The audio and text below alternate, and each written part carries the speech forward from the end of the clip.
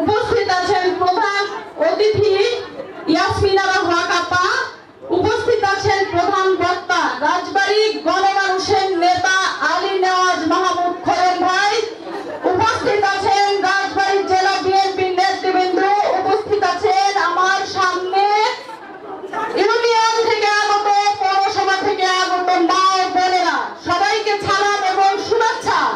আসসালামু আলাইকুম। ওয়ালাইকুম সালাম। ভালো আছেন আপনারা? দীর্ঘ 17টি বছর পরে আপনাদের সাথে আমরা একত্রিত হয়েছি, ঠিক আছে না? আপনাদের সাথে কি দীর্ঘ 17 বছর পরে একত্রিত হতে পেরেছি? দীর্ঘ 17টি বছর আমাদের এই ফ্যাসিস্ট শেখ হাসিনা দাবড়াই নিয়ে বেরিয়েছে, দাবড়াইছে না আমাদের? আমরা কখনো এই প্রতিষ্ঠা বার্ষিকী এভাবে পালন করতে পারি নাই। আপনারা জানেন এই স্বৈরাচারী শেখ হাসিনা আমাদের কিভাবে নির্যাতন করেছে, কি নিপীড়ন করেছে। আমরা ঘর থেকে অনেক সময় বের হতে পারি নাই। আমাদের তারপরে আমরা মহিলা দল, আমরা কি দলে ছিলাম? আমরা কি রাজপথে ছিলাম?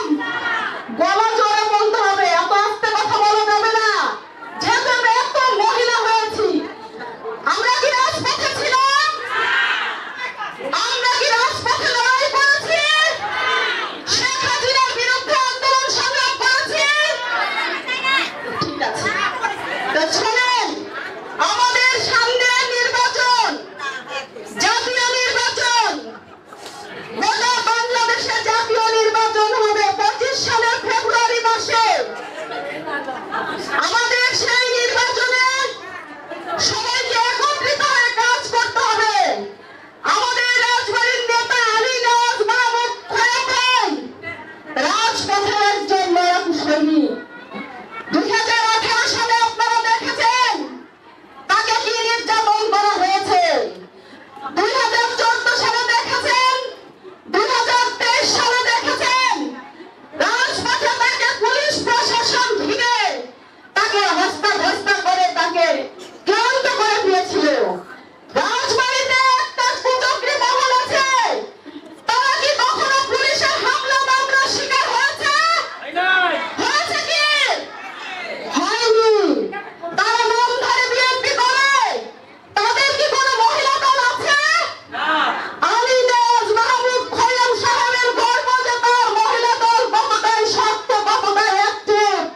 আমরা কি শক্ত আছি? আমরা কার লোক? আমরা কার দল করি? জোরে কথা বলেন, আমরা কার দল করি? আলী নেওয়াজ মাহমুদ খোয়েন ভাইয়ের দল করি রাজবাড়ীতে। আলী নেওয়াজ মাহমুদ খোয়েন ভাই যতদিন আছে আমরা ততদিন দল আছি। আমরা খালেদা জিয়ার দল করি, আমরা তারেক রহমানের দল করি, আমরা শহীদ প্রেসিডেন্ট জিয়া রহমানের আদর্শের দল করি, ঠিক আছে না? আমরা কার দল করি? খালেদা জিয়ার দল করি। তো আপনারা সবাই ঐক্যবদ্ধ থাকবেন। আর একটি কথা আমি না বললেই নয়, 2023 সালে দেখেছেন আমার নেতাকে মামলা দিয়েছে এই ফ্যাসিস্ট শেখ হাসিনা, সেই সঙ্গে আমিও মামলা খেয়েছি।